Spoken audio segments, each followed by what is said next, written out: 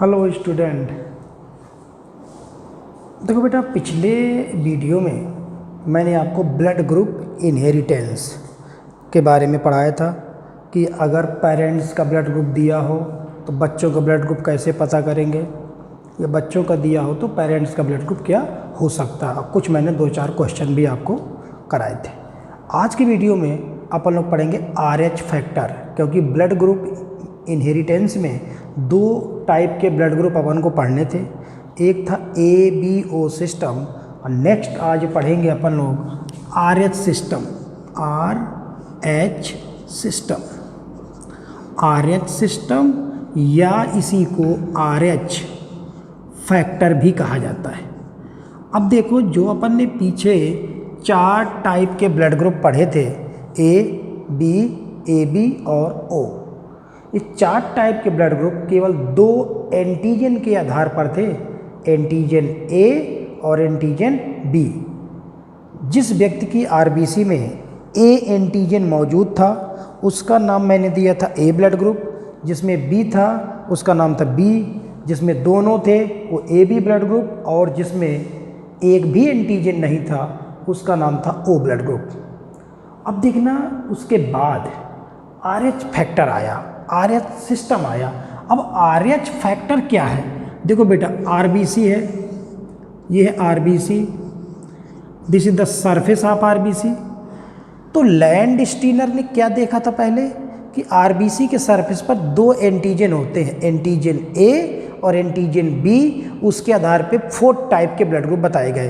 लेकिन बाद में लैंड स्टीनर ने एक चीज़ और देखी कि RBC पर एक A और B एंटीजन के अलावा भी एक और एंटीजन पाया जाता है जिसका नाम है RH एंटीजन। क्या नाम है? RH एंटीजन, ये जिसे हम बोलते हैं RH फैक्टर भी बोल सकते हैं। तो RH फैक्टर क्या है? RH फैक्टर एक तरह का एंटीजन है जो कहाँ मिलेगा? RBC की सरफेस पर। अब देखना, RH क्यों नाम दिया गया?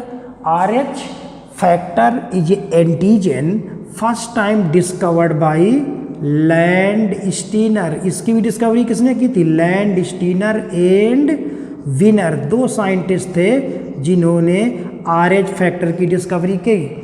लैंड स्टीनर एंड विनर ने 1940 में एक ऐसा फैक्टर देखा जो RBC की सरफेस पर मौजूद है, और इस फैक्टर की डिस्कवरी किस में हुई थी बेटा? रहीसस मंकी। कौन से मंकी में? रहीसस मंकी में हुई थी। रहीसस मंकी, जो कि आपने देखा होगा बंदर इंडिया में 2 तरह के, एक लाल मुंह वाले और एक काले मुंह वाले। तो जो लाल मुंह वाले बंदर होते हैं ना, उनको बोलते हैं रहीसस मंकी। तो रहीसस मंकी में जिसका बेटा जूलॉजिकल नाम होता है मैकोका, मैकोका मुलेटा।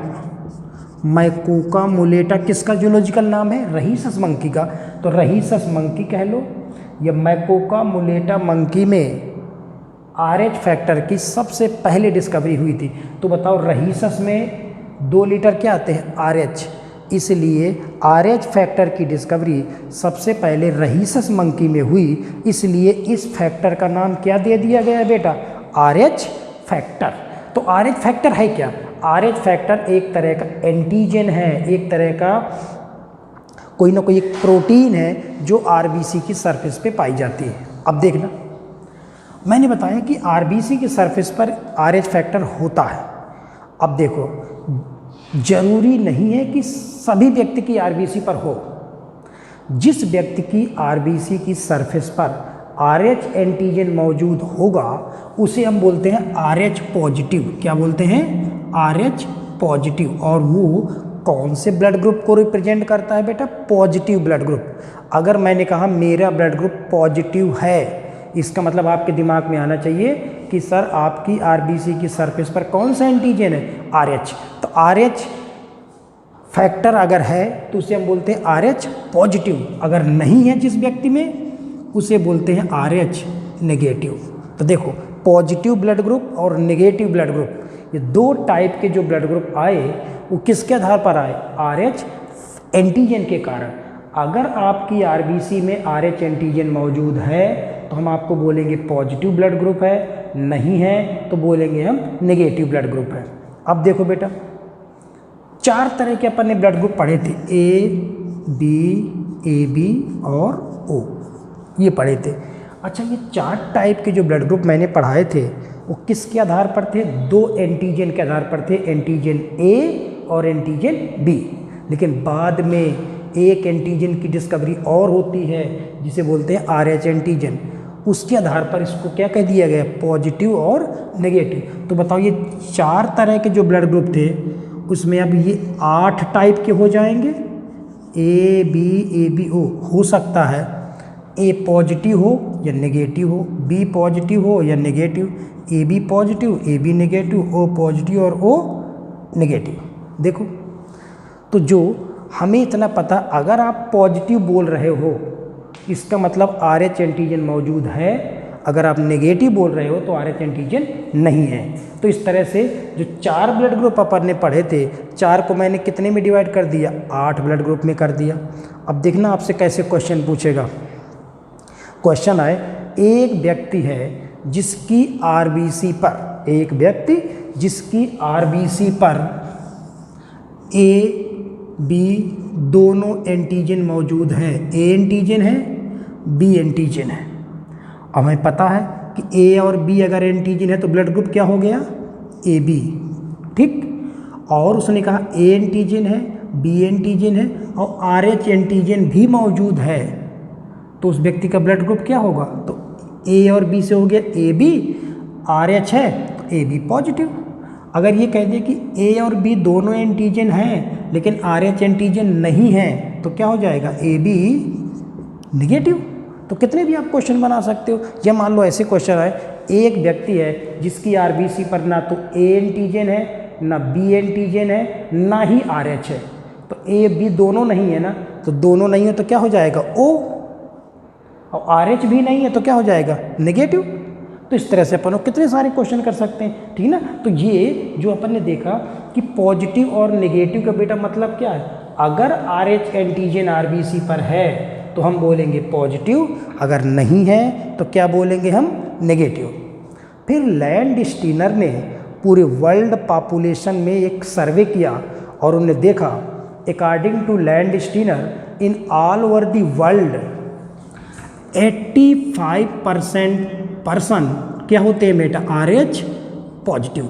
मतलब इन्हें देखा पूरे वर्ल्ड में ब्लड ग्रुप की जब सैंपलिंग इनने की रफली, तो इनने देखा कि पूरे वर्ल्ड वाइज अगर देखें 85% लोग पॉजिटिव होते हैं, मतलब 85% लोगों की RBC पर RH एंटीजन मौजूद होता है और 15% लोग RH क्या होते हैं? Negative. In all over the world की बात कर रहा हूँ। लेकिन बट इन इंडिया, अगर इंडिया में बात करें तो 97% पर्सन क्या होते हैं बेटा? RH पॉजिटिव, 3% क्या होते हैं? RH नेगेटिव, ठीक। तो ये तो इंडिया की बात हो गई। तो पॉजिटिव और नेगेटिव का कंसेप्ट आपको समझ में आ गया। अगर मैं पॉजिटिव बोल रहा हूँ इसका मतलब RH एंटीजन है, अगर नेगेटिव बोल रहा हूँ इसका मतलब RH एंटीजन नहीं है। RH क्या है? एक तरह का एंटीजन है, एक तरह का फैक्टर है जो कि रहीसस मंकी में सबसे पहले खोजा गया था। अच्छा देखना, जैसे ब्लड ग्रुप अपन ने पढ़ा था, ब्लड ग्रुप के जीन को मैंने किससे रिप्रेजेंट किया था? I से। और I के कितने एलील थे? 3, IA, IB, IO। ऐसे बताओ, जब RH एंटीजन अगर है, मान लो मेरा ब्लड ग्रुप पॉजिटिव है तो मेरे अंदर RH एंटीजन है, किसी का नेगेटिव तो उसके अंदर नहीं है, तो इसका भी तो कोई ना कोई जीन होगा कि जो RH फैक्टर बनाता है। RH फैक्टर एक तरह की प्रोटीन है जिसको हम एंटीजन बोल रहे हैं ना, एक तरह की प्रोटीन होती है जो RBC के सरफेस पर होती है। तो इस प्रोटीन को बनाने वाला कोई ना कोई तो जीन होगा ना। तो RH फैक्टर के जीन को हम कैपिटल D से रिप्रेजेंट करते हैं। किससे? D से रिप्रेजेंट करेंगे। बताओ बेटा, जैसे ब्लड ग्रुप के जीन को हमने किससे किया था? I से। ऐसे RH फैक्टर के जीन को हम किससे रिप्रेजेंट करेंगे? कैपिटल D से। जैसे नहीं मेंडल ने T से रिप्रेजेंट किया था, और ये भी एक जीन हो गया। और जीन के कितने एलील होते हैं? हर जीन के 2 ही होते हैं ना। ब्लड ग्रुप एक्सेप्शन था जो कि मल्टीपल एलील का एग्जाम्पल था। तो और जीन हमेशा आपको पता है कैपिटल टी या capital T small T, Mendel में पढ़ा था अपन ने। तो जीन हमेशा पेयर में होते हैं। अगर मेरा ब्लड ग्रुप पॉजिटिव है तो देखना एक व्यक्ति है जिसका नेगेटिव है, पॉजिटिव ब्लड ग्रुप नेगेटिव के ऊपर डोमिनेंट होता है। जैसे मेंडल ने क्या कहा था, टॉल प्लांट ड्वार्फ के ऊपर डोमिनेंट था, ऐसे यहाँ पॉजिटिव नेगेटिव पर डोमिनेंट होता है। तो हम क्या बोल सकते बेटा, अगर मान लो मेरा ब्लड ग्रुप पॉजिटिव है तो हो सकता है कैपिटल डी हो, ऐसा भी हो सकता है, या फिर ऐसा हो सकता है स्मॉल डी। नहीं, जैसे मेंडल ने क्या कहा था, कैपिटल टी वाला tall, capital T small T वाला टॉल, तो ये दोनों क्या होंगे बेटा, ये RH पॉजिटिव और ये क्या होगा RH नेगेटिव। अगर आपका ब्लड ग्रुप नेगेटिव है तो वहाँ पे जीन स्मॉल डी से रिप्रेजेंट करेंगे। अगर आपका ब्लड ग्रुप पॉजिटिव है तो हो सकता है ये वाला हो या हो सकता है ये वाला हो। अब पॉजिटिव में बेटा 2 केस होंगे, या तो होमोजाइगस पॉजिटिव हो या फिर हेटेरोजाइगस पॉजिटिव हो। तो अगर वो पॉजिटिव है तो या तो कैपिटल डी होगा या फिर कैपिटल डी स्मॉल डी होगा। तो देखो 2 तरह के बेटा ब्लड ग्रुप आए, एक पॉजिटिव और एक नेगेटिव। अब एक चीज़ ध्यान रखना, अगर ब्लड ग्रुप पॉजिटिव है, मान लो मेरा ब्लड ग्रुप पॉजिटिव है तो मेरी RBC पर एक प्रोटीन मौजूद है, ठीक। आपका ब्लड ग्रुप नेगेटिव है तो आपके अंदर तो प्रोटीन है नहीं। अगर मैं अपना ब्लड अब आपको दूं, मतलब पॉजिटिव वाला ब्लड नेगेटिव को दे दिया जाए, तो बताओ आपके अंदर तो RH प्रोटीन थी नहीं, RH फैक्टर था नहीं, मेरा पॉजिटिव था तो मेरे अंदर था। अगर मैंने अपना ब्लड आपको दिया तो आपके अंदर तो प्रोटीन थी नहीं, मेरी प्रोटीन जैसे आपके अंदर पहुंचेगी तो आपके अंदर वो बाहरी पार्टिकल की तरह काम करेगी। और बाहरी पार्टिकल क्या किसकी तरह काम करते बेटा, एंटीजन। तो जैसे मैं अपना पॉजिटिव ब्लड किसी नेगेटिव पर्सन को दूंगा तो उसके अंदर जैसे RH प्रोटीन पहुंचेगी उसके अंदर बेटा क्या बन जाएंगी, एंटीबॉडी बन जाएंगी। इसलिए हम पॉजिटिव ब्लड कभी भी नेगेटिव पर्सन को तो नहीं दे सकते। क्यों, देखना जैसे हम बेटा बात करें ब्लड ग्रुप, यहाँ सिर्फ मैं बात कर रहा हूँ पॉजिटिव और नेगेटिव के केस में। देखो ब्लड ग्रुप या तो पॉजिटिव हो या फिर RH नेगेटिव हो, ठीक। अब पॉजिटिव वाला किसे दे सकता है, देखो पॉजिटिव वाले के अंदर प्रोटीन है तो ये पॉजिटिव वाला, देखो जैसे बात करें मे बी डोनेट, किसे दे सकता है ये, तो किसे दे, पॉजिटिव वाला किसे दे सकता है, केवल पॉजिटिव को। ये नेगेटिव को नहीं दे पाएगा, क्यों, क्योंकि नेगेटिव को अगर देगा तो नेगेटिव के अंदर तो प्रोटीन है नहीं, और ये प्रोटीन पहुंच जाएगी तो उसके अंदर क्या बन जाएंगी, एंटीबॉडी। तो पॉजिटिव वाला ब्लड हम केवल किसे दे सकते हैं, पॉजिटिव पर्सन को दे सकते हैं। लेकिन नेगेटिव वाला ब्लड जिसके अंदर कुछ है ही नहीं, प्रोटीन है ही नहीं, तो चाहे पॉजिटिव वाले को दे दो तो कोई दिक्कत नहीं होगी, चाहे नेगेटिव वाले को दे दो तो कोई दिक्कत नहीं होगी। अगर नहीं है RH नेगेटिव मतलब RH फैक्टर है ही नहीं, तो आप पॉजिटिव को भी दे सकते हो और नेगेटिव दोनों को दे सकते हो।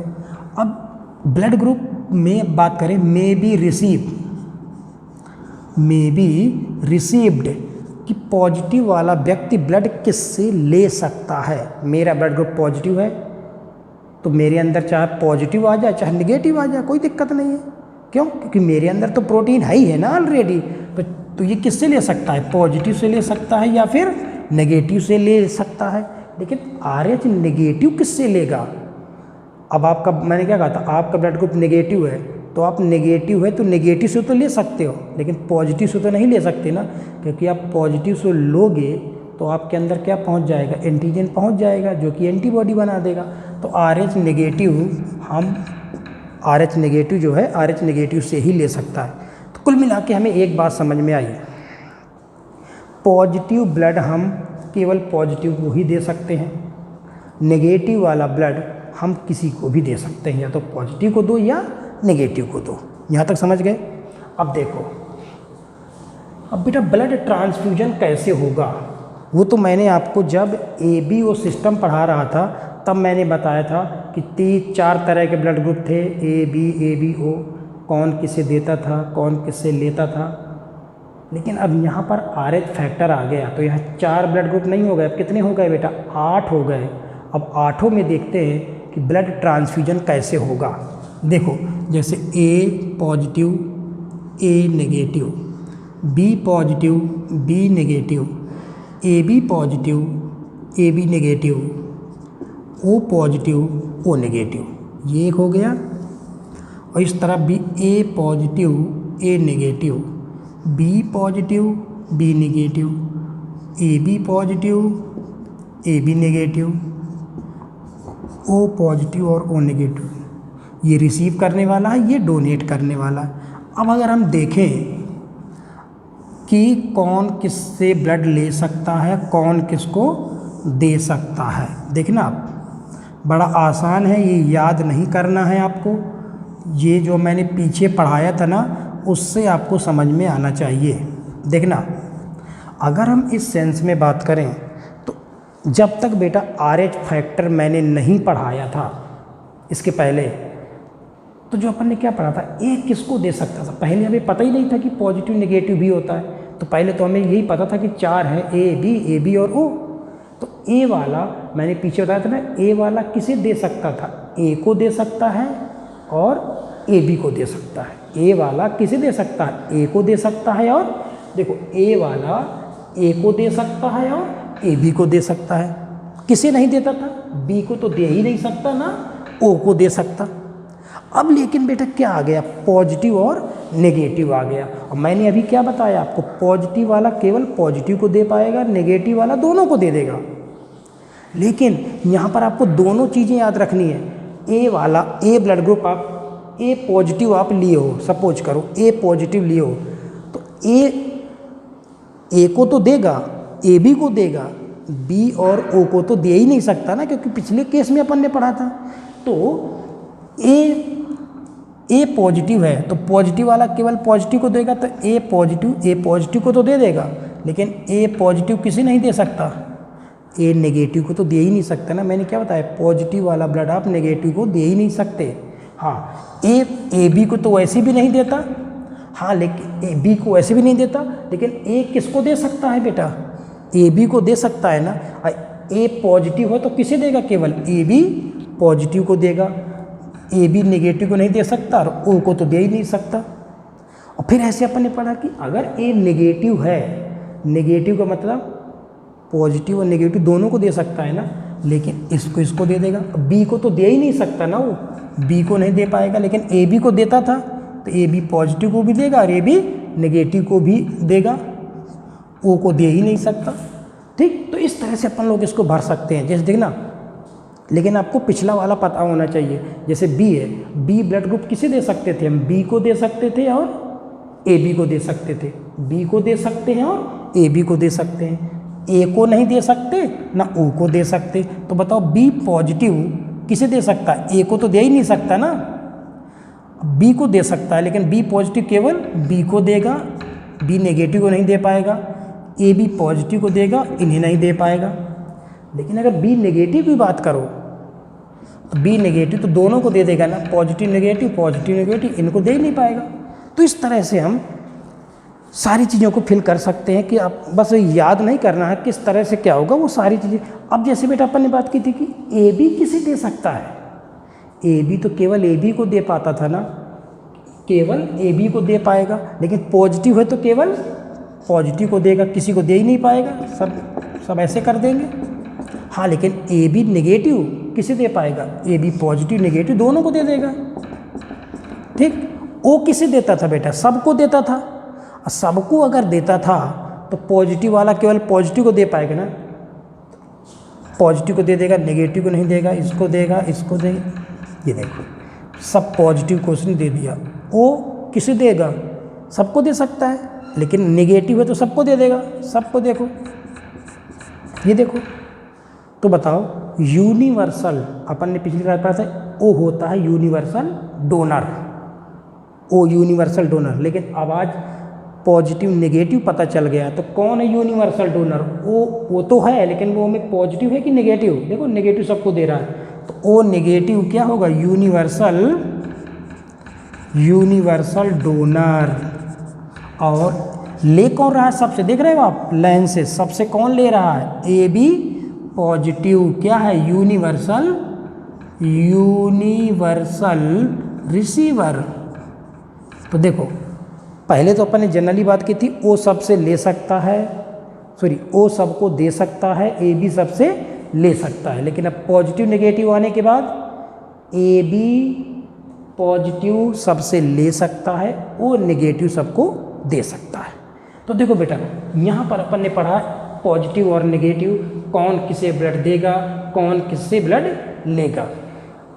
अब जो RH फैक्टर आया, देखना अब यहाँ पे जो RH फैक्टर है, मैंने आपको पहले ही बताया कि एक तरह का ये एंटीजन है, एक तरह की प्रोटीन है जो हमारी RBC की सरफेस पर पाई जाती है। जिस व्यक्ति के अंदर ये है उसे हम बोलते हैं पॉजिटिव, जिसमें नहीं है उसे बोलते हैं नेगेटिव। पॉजिटिव वाला ब्लड अगर आप किसी को नेगेटिव को देते हो, उसके अंदर ये प्रोटीन जाएगी, उसके अंदर एंटीबॉडी बनाएगी और एंटीबॉडी फिर अटैक करेंगी। अब लेकिन ब्लड तो दो ही तरह के हैं बेटा, या तो पॉजिटिव हो किसी का या फिर नेगेटिव हो। अब हमारे रिलीजन में अगर हम बात करें तो पूरे लोग दो ही तरह के हैं, पॉजिटिव या नेगेटिव। उसकी नहीं बात कर रहा है ए पॉजिटिव है या बी है, अरे है तो पॉजिटिव या फिर नेगेटिव। शादियाँ भी बेटा ऐसे ही होती हैं, शादी ब्लड ग्रुप देख के तो होती नहीं है। तो अब जब शादी होगी तो शादी की संभावनाएं क्या क्या हो सकती हैं। देखो अगर मैरिज हो रही है, मैरिज देखो जैसे हम बात करें ये मेल, यहाँ पे लिख रहा हूँ, देखना जैसे ये हो गया मेल, ये हो गया फीमेल और ये है मैरिज। अब देखना हो सकता पूरे पॉपुलेशन में दो ही तरह के लोग हैं, पॉजिटिव और नेगेटिव। हो सकता है ऐसी शादी हो जिसमें दोनों क्या हों बेटा, पॉजिटिव और पॉजिटिव, मेल का भी पॉजिटिव हो, फीमेल का भी पॉजिटिव हो। अरे जैसे मान लो मेरा ए पॉजिटिव है और फीमेल का बी पॉजिटिव है, तो पॉजिटिव ना। ऐसा भी हो सकता है कि दोनों का क्या हो, नेगेटिव हो। ऐसा भी हो सकता है कि मेल का नेगेटिव हो, फीमेल का पॉजिटिव हो। और एक केस ऐसा हो सकता है कि मेल का पॉजिटिव हो और फीमेल का नेगेटिव। कितनी संभावनाएं संभव हैं, 4। जो सब मैरिज होती है उसमें 4 ही संभावनाएं हैं। अब अगर इस ब्लड ग्रुप में देखें तो बेटा ऐसी मैरिजों में ब्लड ग्रुप के हिसाब से अगर हम बात करें, RH फैक्टर के हिसाब से बात करें, तो यहाँ पर एक बीमारी डेवलप होती है। उस बीमारी का नाम है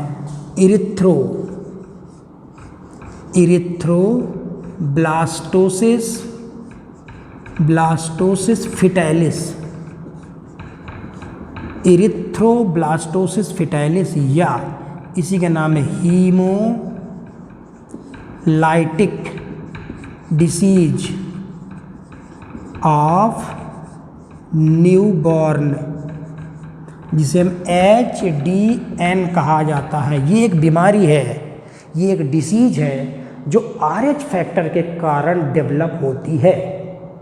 अब कैसे डेवलप होती है, देखो इस बीमारी में होता क्या होगा, नाम पढ़ो ध्यान से, इरिथ्रो माने RBC, इरिथ्रोसाइट, इरिथ्रोब्लास्टोसिस, RBC का फटना, किसकी, फीटस की, मतलब एम्ब्रियो की। इस बीमारी में बच्चे की RBC फट जाती है। यह दूसरा नाम क्या है, हीमोलाइटिक। और ध्यान करो मैंने आपको पीछे पढ़ाया था, RBC का रप्चर होना क्या कहलाता है, haemolysis, haemolytic disease of newborn. जो न्यूबॉर्न बेबी है उसकी RBC का फट जाना, एक ही बात है। ये एक बीमारी उत्पन्न होती है, इरिथ्रोब्लास्टोसिस फिटालिस या हीमोलाइटिक डिसीज ऑफ न्यूबॉर्न, जिसे HDN मैंने कहा। ये बीमारी कैसे कपल में उत्पन्न होगी, देखो अब आप शादी होंगी, संभावनाएं बेटा 4 हैं। अगर दोनों का पॉजिटिव है तो कोई दिक्कत नहीं है, ये मैरिज सक्सेसफुल होगी, कोई बीमारी नहीं होगी। मेल का नेगेटिव है, फीमेल का नेगेटिव है, तो भी कोई दिक्कत नहीं, ये मैरिज सक्सेसफुल होगी। अगर मेल का नेगेटिव है, फीमेल का पॉजिटिव है तो भी कोई दिक्कत नहीं। और दिक्कत केवल कहाँ है, ऐसी मैरिज अगर होती है कि मेल का उसके हस्बैंड का ब्लड ग्रुप पॉजिटिव हो और फीमेल का ब्लड ग्रुप नेगेटिव हो, कोई सा भी नेगेटिव हो, उसके हस्बैंड का ब्लड ग्रुप क्या हो बेटा, पॉजिटिव हो, ऐसे केस में बीमारी होती है HDN, ये बीमारी। तो इन 4 मैरिज में से कौन सी मैरिज लाइफ सक्सेसफुल नहीं हो सकती, ये वाली। अगर हस्बैंड का ब्लड ग्रुप पॉजिटिव है, फीमेल का ब्लड ग्रुप नेगेटिव है, ऐसे केस में एक बीमारी उत्पन्न होती है बच्चों में जिसका नाम है HDN, haemolytic disease of new born. अब कहोगे सर ये बीमारी क्यों ऐसा होता है? देखो, इस बीमारी में, ये बीमारी कब होगी, जब पॉजिटिव मेल की शादी किसी नेगेटिव फीमेल से होती है। तो अब मैंने क्या बताया था, पॉजिटिव और नेगेटिव में डोमिनेंट कौन होता है, पॉजिटिव। तो अगर ये मैरिज होती है तो इनका मान लो पहला बच्चा होता है, जो पहला बच्चा होगा वो पॉजिटिव ही होगा, क्योंकि पॉजिटिव और नेगेटिव में क्या होने वाला है, पॉजिटिव होगा। तो फर्स्ट जो बच्चा होगा वो क्या होगा बेटा, पॉजिटिव और नॉर्मल होगा, कोई दिक्कत नहीं होगी, कोई बीमारी नहीं होगी, पहले बच्चे में कोई बीमारी नहीं होगी। उसके बाद दूसरा, तीसरा, चौथा, जितने भी बच्चे होंगे अब, वो सारे बच्चे या तो जन्म के पहले मर जाएंगे या जन्म के तुरंत बाद मर जाते हैं। ये है HDN। मतलब अगर पॉजिटिव मेल की शादी किसी नेगेटिव फीमेल से होती है तो उनका पहला बच्चा तो जीवित रहेगा, और सारे बच्चे तो पॉजिटिव होंगे, ठीक है, लेकिन पहला बच्चा उनका जीवित रहेगा। उसके बाद दूसरे, तीसरे, चौथे जितने बच्चे होंगे वो सारे बच्चे एम्ब्रियोनिक कंडीशन में मर जाते हैं या जन्म के बाद मर जाते हैं। उसी का नाम है HDN। अब ऐसा क्यों होता है? देखो बेटा, आपको पता है, ये मान लिया कोई एक फीमेल है, सपोज करो ये कोई फीमेल है, ये एक फीमेल है और ये उसका यूट्रस है। क्या है? यूट्रस, जहाँ बच्चे का डेवलपमेंट होता है। फीमेल तो बेटा क्या है, RH नेगेटिव है ना, फीमेल तो नेगेटिव है। उसका हस्बैंड क्या था, पॉजिटिव। अब पॉजिटिव और नेगेटिव में इनका बच्चा जो होगा, बच्चा क्या होगा बेटा, पॉजिटिव, ठीक। बच्चा पॉजिटिव का मतलब क्या हुआ, मदर और बच्चे के बीच में बेटा क्या पाया जाता है, प्लासेंटा, प्लासेंटा पाया जाता है मदर और बच्चे के बीच में। तो बच्चा पॉजिटिव है, इसका मतलब बच्चे की RBC में RH एंटीजन मौजूद है, यही मतलब हुआ ना। RH पॉजिटिव का मतलब क्या है कि जो बच्चे का जो ब्लड है, बच्चे में जो RBC है उसके ऊपर कौन मौजूद है, RH प्रोटीन या RH फैक्टर मौजूद है। अब देखो, बच्चा 9 महीने तक यूट्रस में रहेगा, प्लासेंटा के थ्रू खाना पानी उसको मिलेगा। और ध्यान रखना, मदर का ब्लड अपना घूमता है, बच्चे का ब्लड अपना अलग होता है। प्लासेंटा के कारण दोनों के ब्लड कभी मिक्स नहीं होते, दोनों का ब्लड सर्कुलेशन अलग अलग होता है। प्लासेंटा का काम ये है कि मदर से ऑक्सीजन लाना और न्यूट्रिशन लाना, बस। अब क्या होगा, पूरे 9 महीने तक इस बच्चे का डेवलपमेंट हुआ और जैसे डिलीवरी होती है, जब डिलीवरी का टाइम आएगा तो प्लासेंटा बेटा ऐसे देखना, पढ़ेंगे 12th में, प्लासेंटा में कई उभार होते हैं जो धस के बनता है। अब जब डिलीवरी का टाइम आएगा तो प्लासेंटा टूटता है। जब प्लासेंटा टूटेगा तो उस समय जब बच्चे का जन्म हो रहा है, ये बच्चा बाहर आ गया, ये बच्चा कहाँ आ गया बेटा, बाहर आ गया, और ये प्लासेंटा क्या हो गया बेटा, टूटा। जब प्लासेंटा टूटता है तो उस समय बच्चे का ब्लड कुछ मदर के ब्लड से मिल जाता है। कब? पहली डिलीवरी के दौरान जब प्लासेंटा टूटता है तो बच्चे का ब्लड मदर के ब्लड से मिक्स हो जाता है थोड़ा बहुत। तो बताओ, बच्चे के ब्लड में, बच्चे की RBC में क्या था बेटा, RH एंटीजन था ना, मदर में तो था नहीं। तो बताओ, बच्चे के ब्लड के RH एंटीजन कहाँ पहुँच गए, मदर के अंदर आ गए। ये देखो, मदर के अंदर पहुँच गए, डिलीवरी हो गई। डिलीवरी जब हो रही थी उस समय कुछ बच्चे का ब्लड, मतलब कुछ बच्चे की RBC जहाँ पर RH एंटीजन था वो मदर के अंदर चले गए। पहला बच्चा तो नॉर्मल हो गया, डिलीवरी तो उसकी हो गई, वो बच्चा बच गया। लेकिन अब जैसे मदर के अंदर कौन पहुँचा बेटा, RH एंटीजन पहुँच गए ना, बच्चे की RBC पहुँच गई। अब मदर के अंदर तो RH एंटीजन था नहीं, मदर तो आप देख रहे हो नेगेटिव थी। अब ये बाहर से RH एंटीजन मदर के अंदर पहुँच गए, और जैसे ये मदर के अंदर RH एंटीजन पहुँचेंगे तो क्या होगा बेटा, ये एंटीजन पहुँचा मदर के अंदर, और मदर के अंदर एंटीबॉडी का क्या होगा, निर्माण। अब इन एंटीजन ने मदर के अंदर क्या बना दी बेटा, बहुत सारी एंटीबॉडी बना दी, RH एंटीबॉडी बन गई। क्या बन गई, RH एंटीबॉडी बन के हो गई तैयार। मदर के अंदर RH एंटीबॉडी बन गई। लेकिन ऐसा नहीं है कि आज एंटीजन गया और आज ही एंटीबॉडी बन जाए। इसकी एंटीबॉडी बनने में कम से कम 4 महीने का समय लगता है। कितने मंथ, 4 मंथ। तो मदर के अंदर आज डिलीवरी हुई, बच्चे का ब्लड मदर के अंदर गया, मदर के अंदर एंटीजन पहुँचे, और 3-4 महीने बाद मदर के अंदर RH एंटीबॉडी बन के तैयार हो गई। ठीक, अब ये एंटीबॉडी मदर के अंदर डली रहेंगी। अब जब वो दोबारा प्रेग्नेंट होगी बेटा, मान लो दोबारा प्रेगनेंसी होती है, तो भी बच्चा क्या होगा बेटा, RH पॉजिटिव होगा, ये प्लासेंटा बना होगा ऐसे ही। अब जो RH एंटीबॉडी होती है, बच्चा बना, मदर के अंदर RH एंटीबॉडी थी, अब जो RH एंटीबॉडी होती है ना, वो बेटा प्लासेंटा को पार कर जाती हैं। कौन पार कर जाता है प्लासेंटा को, RH एंटीबॉडी मदर से बाया प्लासेंटा बच्चे के अंदर पहुंच गई। और बच्चे में क्या था बेटा, RH एंटीजन, बच्चे की RBC पर एंटीजन लगे हैं, मदर की तरफ से क्या आ गई बन के, एंटीबॉडी आ गई। और वो एंटीबॉडी बच्चे की RBC के एंटीजन पर अटैक कर देगी, और बच्चे की सारी RBC क्या हो जाएगी, फट जाएगी। और जैसे RBC फटेंगी तो बीमारी का नाम होगा इरिथ्रोब्लास्टोसिस। ये RBC रप्चर हो गई और बच्चे की डेथ ऑक्सीजन की कमी से हो जाएगी। ठीक, तो अब आपने क्या देखा कि इस बीमारी में RH एंटीबॉडी जो है वो कहाँ से आई, मदर से बच्चे में पहुँची, किसके थ्रू, प्लासेंटा के थ्रू। देखो RH एंटीबॉडी प्लासेंटा को पार कर जाती है, लेकिन जो RH एंटीजन था ये प्लासेंटा को पार नहीं कर पाता। ये बेटा अंदर कब आए थे मदर के, जब डिलीवरी हो रही थी तब, जब प्लासेंटा टूटा था ना तब पहुँचे थे। वैसे नॉर्मली नहीं जाएंगे, क्योंकि प्लासेंटा एंटीजन के लिए इम्परमिएबल है, जबकि एंटीबॉडी प्लासेंटा को पार कर सकती है। इसलिए दूसरे, तीसरे, चौथे जितने बच्चे होंगे वो सारे बच्चे एम्ब्रियोनिक कंडीशन में क्या हो जाते, मर जाते। तो ऐसे कपल के केवल एक ही बच्चा होता है, पहला, उसके बाद सारे बच्चे मर जाते हैं।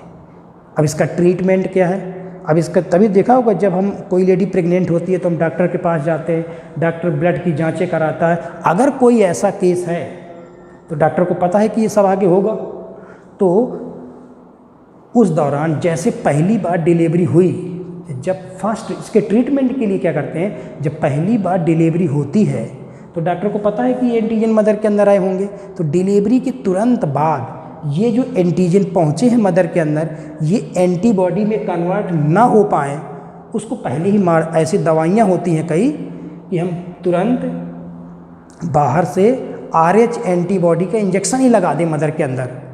अगर मान लो ये देखना अभी आज आए थे ये, अगर हम बाहर से तुरंत RH एंटीबॉडी का मदर के अंदर इंजेक्शन लगा दें तो जितने एंटीजन है सब क्या हो जाएंगे, नष्ट हो जाएंगे, मदर के अंदर एंटीबॉडी बनेंगी ही नहीं। तो इसके ट्रीटमेंट के लिए बाहर से पहली डिलीवरी के तुरंत बाद बाहर से हम RH एंटीबॉडी के क्या लगा देते हैं, इंजेक्शन लगा देते हैं। ठीक, तो इस तरह से ये फिर आगे जो भी फर्दर बच्चे होंगे दूसरे तीसरे, उस सारे बच्चों का डेवलपमेंट हो सकता है। ठीक, तो इस तरह से ये और देखना। लेकिन मैंने आपको एक चीज़ बताई थी कि जो RH पॉजिटिव व्यक्ति है वो RH नेगेटिव को ब्लड नहीं दे सकता।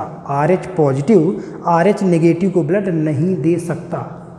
लेकिन अगर इमरजेंसी है, मान लो कोई व्यक्ति की डेथ हो रही है, मान लो किसी व्यक्ति का ब्लड ग्रुप A नेगेटिव है, उसे A नेगेटिव चाहिए, नहीं मिल रहा, मान लो आदमी की डेथ हुई जा रही है, तो उस केस में डॉक्टर उसके अंदर ए पॉजिटिव ब्लड चढ़ा देगा। मतलब इमरजेंसी केस में आप पॉजिटिव ब्लड नेगेटिव को चढ़ा सकते हो, लेकिन ज़िंदगी में केवल एक बार। अच्छा देखना, आपने पॉजिटिव ब्लड चढ़ाया नेगेटिव को, ठीक, तो पॉजिटिव वाले के एंटीजन कहाँ गए होंगे? नेगेटिव वाले के अंदर पहुँचे, मतलब आरबीसी पहुँची ना। अब आरबीसी में एंटीजन थे, तो नेगेटिव वाले के अंदर क्या बन के तैयार हो जाएंगी? एंटीबॉडी। अब एंटीबॉडी जब बनेंगी, लेकिन कितने महीने बाद बनेंगी? 4 महीने के बाद, ठीक, 4 महीने के बाद बनेंगी उसके अंदर। लेकिन जो मैंने आरबीसी चढ़ाई थी उसको, आरबीसी का लाइफ स्पेन ही बेटा 120 दिन होता है, लगभग 3-4 महीने होता है। तो जब तक एंटीबॉडी बनेंगी उसके अंदर, तब तक तो जो हमने ब्लड चढ़ाया है उसमें जो एंटीजन थे वो ऑलरेडी आरबीसी क्या हो चुकी होंगी? मर चुकी होंगी। इसलिए उसके अंदर आरएच एंटीबॉडी बन के तैयार हो जाएंगी। अब कभी भविष्य में अगर आप उसे पॉजिटिव ब्लड दोगे तो तुरंत उसके अंदर एंटीबॉडी बन के तैयार है, तुरंत अटैक कर देंगी। इसलिए लेने वाले व्यक्ति की तुरंत क्या हो जाएगी बेटा?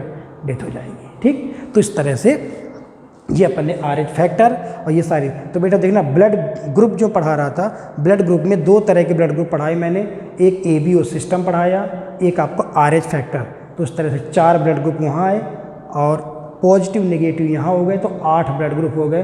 कौन किसे दे सकता है, कौन किससे ले सकता है, उन सारी बातों के बारे में अपन ने बात की। तो ये इस तरह से पूरा ये हो गया आपका चैप्टर, ये टॉपिक हो गया एक ब्लड। ये चैप्टर कौन सा चल रहा है? चैप्टर चल रहा है एनिमल टिश्यू।